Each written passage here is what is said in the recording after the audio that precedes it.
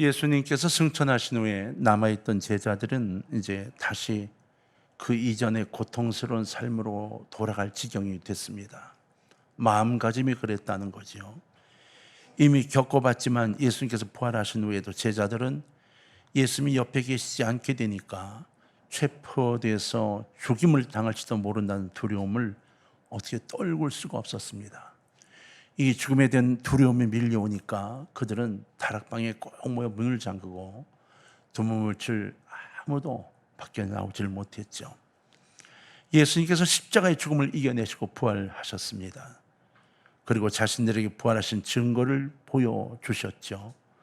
그랬음에도 불구하고 이 죽음의 두려움이 얼마나 컸던지 다락방에 숨어있던 제자들은 주님의 부활을 증거로 다락방에서 뛰어나온 것이 아니라 모두 고향으로 도망하여 집에 숨어 들어 있었습니다.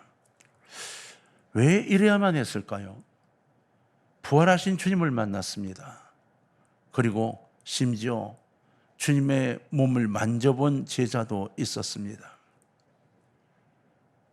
부활이란 놀라운 그 증거를 보았는데도 불구하고 그들은 예수님이 눈앞에 보이지 않게 되니까 두려워서 다 고향으로 도망와 숨어 있었다는 거예요. 그리고 갈릴리 호수에서 도저히 답답해 안 되겠다고 고기를 잡으러 나갔다가 예수님을 만나고 그리고 나서 그들은 또다시 이제 예루살렘으로 발걸음을 옮기는 일을 하게 됩니다. 왜 이래야만 했을까요? 대체 그 제자들의 문제는 무엇이었을까요? 제자들은 3년간이나 제자 훈련을 받았습니다. 그것도 예수님과 동고동락하며 예수님의 삶을 배웠어요. 예수님의 생각을 직접 들었습니다. 이 땅에 있는 그 누구보다 가장 완벽한 제자 훈련을 받은 사람들이었습니다. 정말 가슴 아팠던 것은 예수님이 십자가의 죽으심도 경험하였다는 겁니다. 그리고 십자가의 죽음의 의미도 알고 있었어요. 예수님의 부활도 겪었어요. 부활하신 예수님을 직접 만나 함께 40일을 살기도 했어요. 더군다나 예수님께서 승천하실 때 그곳에 같이 있었어요. 그리고 천사의 음성도 들었어요. 그럼에도 불구하고 제자들은 지금 승천하시는 예수님을 떠나보내고 난 다음 힘이 없이 되돌아오고 있었습니다. 그들이 두려워하고 힘을 잃고 말았던 그 상황, 대체 무엇이 문제였을까요? 그들이 지니고 있던 두려움의 문제는 대체 무엇이었을까요? 그것은 믿음의 문제였습니다. 십자가에 달려 죽은 이 예수가 바로 나의 죄를 위하여 죽은 하나님의 아들이고 이 예수를 믿음으로 내가 구원을 받았다는 확신이 그들에게 없었다는 것입니다. 정말이요? 정말 없었다고요? 없었습니다. 없었으니까, 믿음이 없으니까 무너지고 만 겁니다. 아무리 내가 예수님에 대해 많은 것을 알아도 그분과 나와의 관계가 전혀 상관이 없었다는 것, 예수님과 내가 연결된 고리가 전혀 없다는 존재라는 것이 제자들의 실제 모습이었던 겁니다. 3년을 지내며 예수님에 대해 굉장히 많은 것을 알게 됐습니다. 그리고 그분의 행동, 하나의 움직임까지도, 그분의 미소까지도 알았습니다. 그러나 문제는 그 예수님이 나와 아무 상관이 없는 분이었다는 겁니다. 제자들의 실제 문제는 이것이었습니다. 아는 지식은 있을지 모르지만 예수님과 관계가 없는 것. 그래서 그대로는 결국 제자들 모두가 다시 구석진 곳에 숨는 신세가 될 수밖에 없었던 것입니다. 일본에서 황혼 이혼이 한참 많아졌을 때 일본 사회가 아주 혼란에 빠졌죠. 나이든 연세 많은 노부부가 이혼을 하겠다고 막 붐이 나가지고 법원에서 이 행정을 처리를 못할 만큼 막 밀려 들어왔습니다. 평생을 살아온 노부부가 이혼을 한다는 것이었어요. 우리가 여러분 알고 있듯이 일본은 부부 사이에 이 건널 수 없는 완벽함이 있다, 그렇게 얘기를 해서 전 세계 모든 남자들의 꿈이 일본 여인과 결혼하는 거였어요. 무릎 꿇고 남편을 받들고 접대하고 남편의 사랑을 받고 살아가는 가장 완벽한 부부의 모습이라고 이야기들을 했죠. 그랬던 일본이 갑자기 무너지기 시작한 거예요. 갑자기 노인들이 이혼을 신청했는데 거의 100%가 다 이 할머니들이 영감님을 버리겠다고 이혼을 요청한 거예요. 심지어는 여성 단체에서 과감하게 이혼하라고 캠페인을 하고 피켓을 들고 길거리를 활보할 정도였다고 그래요. 왜? 이제 자유로워지라고 이렇게 얘기를 했답니다. 이게 이제 사회적인 문제가 됐습니다. 평생을 살아온 노부부가 이혼을 한다는 것, 이것은 독거노인이 많아진다는 이야기가 되잖아요.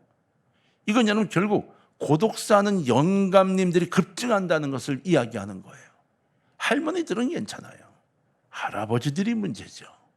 이 영감님들이 고독사할 것이 분명해졌으니까 이게 사회 문제가 안 될 수가 없었던 거죠. 그러나 특별한 대책을 내놓을 수가 없었습니다.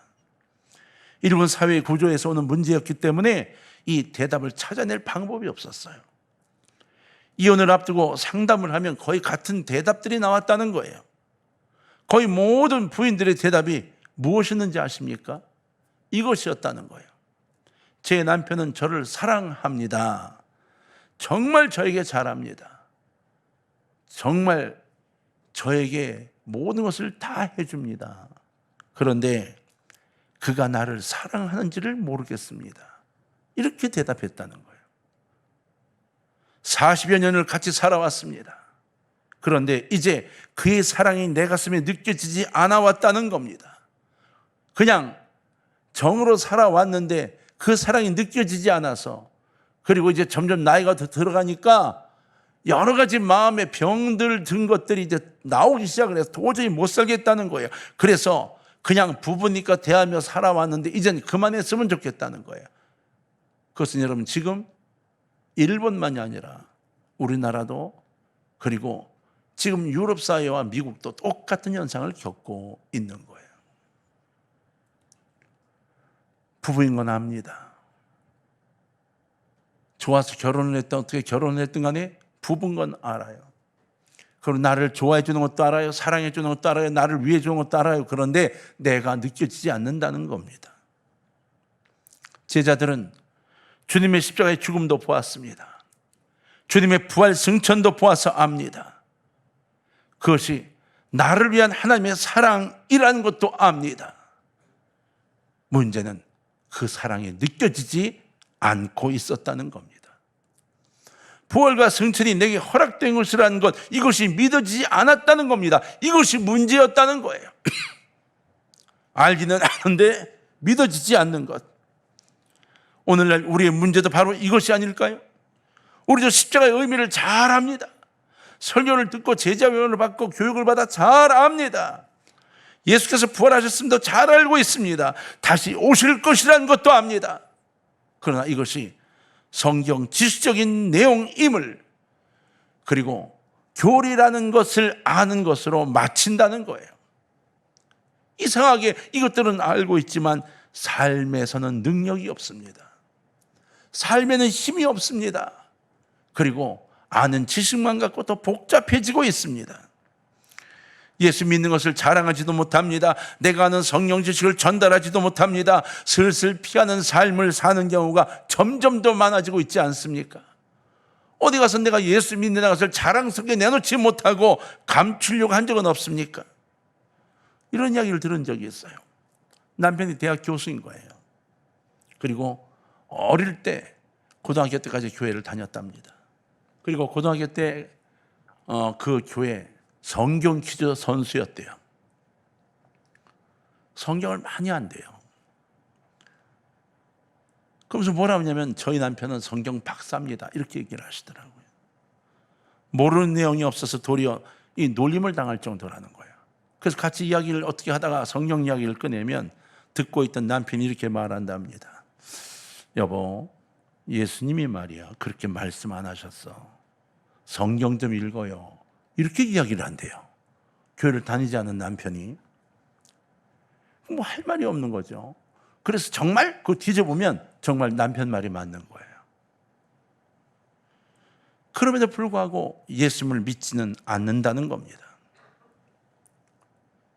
목사님과 상담을 하며 이야기할 때 남편이 그렇게 얘기를 했대요. 믿어지지가 않습니다. 믿어지지가 않아요. 성경에 대한 지식은 머리가 좋아서 그런지 엄청난데 믿어지지가 않는다는 겁니다. 그 지식이 도리어 본인이 예수를 믿는데, 심지어는 가족이 교회를 하고 예수를 믿는데 방해가 되고 있다는 겁니다. 성령의 지식을 가지고 지식을 파헤치고 싶고 지식으로 지식을 연결해 글 하나하나를 찾아가며 거기에서 무엇인가를 찾아내려는 지식적인 방법이었기 때문에 믿어지지가 않는다는 거예요. 혹시 여러분은 어떻습니까? 성경도 알고 십자가도 알고 예수님의 부활도 알고 승천도 알고 심판도 알지만 삶 속에서 능력의 삶을 살지 못하는 경우는 없습니까? 교회에서 봉사도 하고 시간도 보내는데 이상하게 힘이 없고 자신이 없는 분은 없습니까? 교회 밖에서 목사를 보면 가능하면 피하고 싶고 교회를 다니는 것을 감추고 싶은 분은 안 계십니까? 다니엘의 용기는 아는데 내게는 그 용기가 없습니다. 요셉의 용서함은 아는데 그 용서가 내게는 없습니다. 죽으면 죽으라는 에스더의 믿음을 아는데 나는 그러한 삶과는 아무 상관이 없는 삶을 살아갑니다. 오늘 우리에게 주시는 하나님의 말씀을 통하여 알기만 하고 능력은 없는 삶을 살아가고 있는 것은 아니라는 거죠. 여러분 모두가 다 하나님의 말씀 속에서 믿음을 갖고 확신하고 능력 있는 자리로 나아갈 길을 찾으실 수 있기를 주의 이름으로 부탁합니다. 아는 지식은 결코 우리에게 도움이 되지 않습니다. 마의 다락방에 모인 제자들은 어떻게 했을까요?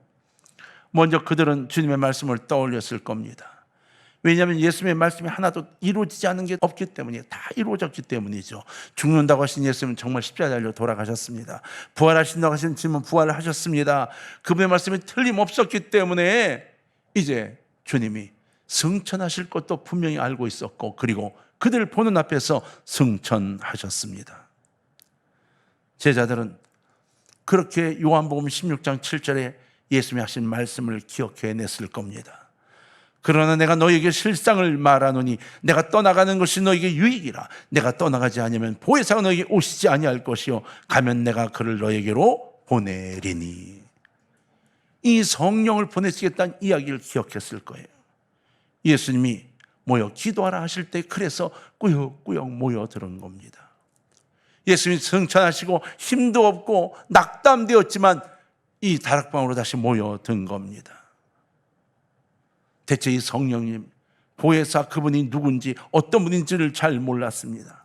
그러나 그분이 오시면 우리는 다시 힘을 얻을 것이라고 제자들은 생각을 했을 겁니다.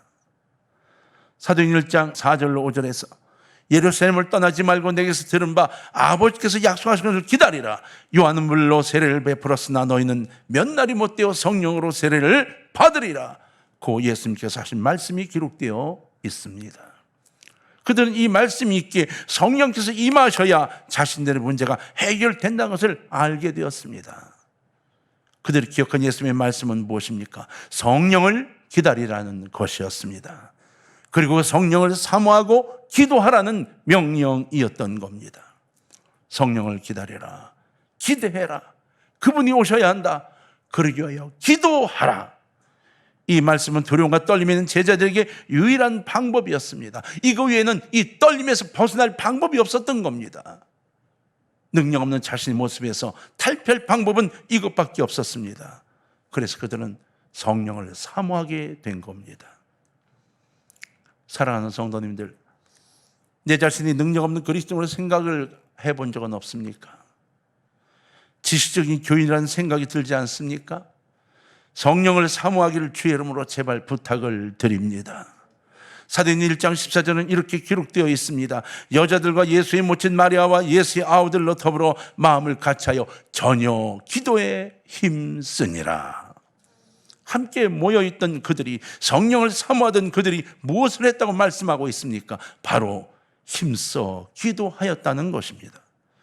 성령을 사모하는 것은 예수님의 명령이었습니다. 당연히 응답받을 기도의 제목이었습니다. 성령 충만을 사모함의 기도는 오늘날에도 당연히 응답받게 되어 있는 기도의 동일한 제목인 겁니다. 우리에게 주님이 명령하시는 겁니다. 어느 날 재밌는 이야기를 하나 제가 듣고 기록을 해놓은 게 있더라고요. 교회 집사님이 하도 졸아서 목사님이 지금 잠깐 좀 보자고 이렇게 물어줬대요. 집사님, 사장 회사 사장님이 불러서 사장실에 가면 사장이 이런저런 이야기를 한 20분 정도 쭉 해. 그 사이에 집사님 졸아? 이렇게 물어봤대요. 그랬더니 아이고 안 줍니다. 큰일 나죠. 그러니까 뭐라고 하셨을 것 같아요? 응? 근데 설교 시간에 졸아. 이렇게 말했대요. 그 집사님이 아우 죄송합니다 목사님. 이럴 줄 알았는데 이렇게 말하더래요. 목사님은 월급을 안 주잖아요. 이러더라는 거예요. 그러니까 목사님이 뭐랬냐면 이런 얘기를 하는 거예요. 그 얘기를 듣고 자기가 할 말이 없어서 한참 이렇게 쳐다보다가 나가 그랬다는 거예요. 왜일까요? 기대하고 바라는 방향이 다른 거예요. 그 집사님은 영적인 관심이 없는 거예요. 그래서 설교가 내게 별로 유익하다고 생각하지 않는 거예요. 성령의 충만이 내게 정말로 필요한가라고 생각하지 않는 거예요. 그런데 예수님의 제자들은 지난 몇 년 동안 그리고 지난 얼마 동안 예수님의 돌아가심과 수많은 이 일들을 겪으면서 이대로는 안 되겠다고 현실 속에서 깨달은 거죠. 그래서 매달리고 기도할 수밖에 없었던 겁니다. 교회 생활을 오래도 능력이 없는 사람이 있다면 내가 아무리 성경을 많이 알아도 늘 실패하는 인생에 내가 놓여 있다면 내가 무엇인가 하려고 해도 늘 자신 없는 연약한 인생이라고 생각이 든다면 이 시간 여러분 하나님 음성에 귀를 기울이시기를 부탁하고 알고 있는 그 말씀을 붙잡고 기도해야 됨을 결단하시기를 부탁합니다. 실패 경험이 있는 사람들은 참으로 하나 되기가 어렵습니다. 그것은 바로 몇 달 전에 다 배신을 하고 떠난 사람들이었기 때문이었습니다. 실패한 사람들입니다. 예수님을 다 떠났던 사람들인 거예요. 실패의 상처가 가득 있었습니다. 그래서 더 하나 되기가 어려웠습니다. 두려움 있는 사람들도 하나 되기 어렵습니다. 왜냐하면 평안이 없기 때문입니다. 제자들은 예수님이 떠난 두려움 속에 있었고 실패한 두려움 속에 있었습니다. 그래서 하나가 되기가 굉장히 힘들었어요. 그래서 예수님이 말씀하신 거예요. 하나가 되어 기도하라고. 그들이 하나가 되어 열심히 기도했습니다. 이것이 마지막 기회일지 모르기 때문이었습니다. 맞습니다. 시대적으로 말세가 되어 온다고 합니다. 이제 여러분 마지막이 언제일까요? 이제 거의 다 되었다고 말합니다. 징조가 너무나 많이 보입니다. 이제 여러분 진짜 마지막 이것 외에는 방법이 없을지 모릅니다. 그것이 무엇인가요? 성령의 충만인 것입니다. 우리의 바로 이런 마음이 필요합니다. 이제 내가 매달려야만 하는구나. 내가 죽게 매달리는 마지막 시간일지도 모른다는 결단을 세워야 한다는 거죠. 언제까지 지식의 신앙으로 살아가겠습니까? 언제까지 교회 생활의 연륜으로 살아가겠습니까? 언제까지 직분으로 버텨나갈 겁니까? 그렇게 넘어지고 그렇게 실패하고 그렇게 비참해도 아직까지 자존심이 있다고 고개를 숙이지 않고 부르짖지 않습니까? 돈이 아무리 많아도 평강이 없고 사업이 아무리 잘 돼도 뭔가 갈증나는 인생이 아닙니까? 자식이 잘 돼도 가정에 웃음이 없지는 않습니까? 대체 언제까지 돈이 있으니까 자식이 잘 되고 있으니까 괜찮다고 이렇게 위로하고 살아가겠습니까? 아닙니다. 기도해야 합니다. 그것도 간절히 기도해야 합니다. 부르짖어야 합니다. 오늘 본문은 오순절에 임한 성령의 역사를 너무나도 생생하게 시각적으로 설명하고 있어요.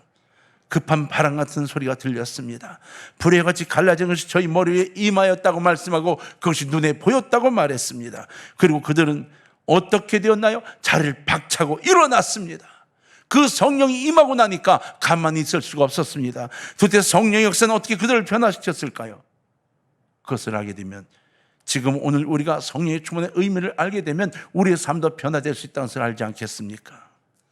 실패자처럼 두려움 속에 숨어 있고, 그리고 다른 사람의 뒤에 기울어 있는 우리들이 아니라 당당하게 나서서 최선을 다해 살아가는 사람을 바뀔 수 있는 것, 이건 바로 성령의 역사밖에는 없다는 것이죠.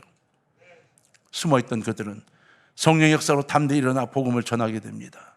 그 내용이 무엇인가요? 사도행 2장 36절에 보면 이렇게 되어 있습니다. 그런즉 이스라엘 온 집이 정녕 알지니 너희가 십자가에 못 박은 이 예수를 하나님이 주와 그리스도가 되게 하셨느니라 하니라. 이렇게 전한 거예요. 여러분, 입도 벌리지 못한 이들이 이렇게 전했다는 겁니다. 너희들이 못 박은 이 예수, 그가 바로 하나님의 주와 그리스도이셨다고. 십자가의 죽음의 의미는 나의 죄 때문입니다. 그분의 부활도 바로 나를 위한 부활임을 믿게 되어야 하고 믿어야만 합니다. 예수님의 십자가와 부활이 모두 나를 위한 것을 믿고 그리고 깨닫게 될 때 비로소 성령의 역사가 내 안에 일어나며 나에게 믿음을 세우고 나갈 수 있는 근거를 갖게 해준다는 것이에요. 이제 제자들은 가만히 있을 수가 없었습니다. 그들은 두려움의 자리에 살을 박차고 나갑니다. 사람들에게 담대히 전했습니다. 고난이 그들을 두렵게 할 수 없었습니다. 핍박이 그들을 두렵게 할 수 없었습니다. 예수님의 죽음이 바로 나를 위한 것이었고 그분의 부활이 나를 위한 것이었기에 나도 부활할 수 있다는 천국의 소망을 갖게 되었고 믿음을 소유하게 되었기 때문인 겁니다. 실패자가 승리자가 되고 도망자가 전도자가 되는 순간이었습니다. 숨어있던 자가 당당히 나서는 자가 되었습니다. 불안에 떨던 자가 자신 있게 외치는 자가 되었습니다. 여러분, 신앙생활을 뜻 미지근하게 하셔서 답답하지 않습니까? 성령 충만을 받아야 한다고 생각되지 않습니까? 이제 벼랑 끝에 있는 심정으로 매달려 보셔야 합니다. 정말입니다. 벼랑 끝에 매달린 것처럼 매달려야 할 때가 된 겁니다. 그래야 인생 대역전이 일어날 수 있습니다. 하나님이 함께 하시기 때문입니다. 능력이 없으신가요? 기도하십시오.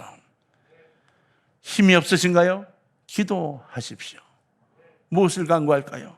성령이여 강림하사 나를 감화하시고 예수 그리스도 나의 주님이심을 온몸으로 믿게 하옵소서.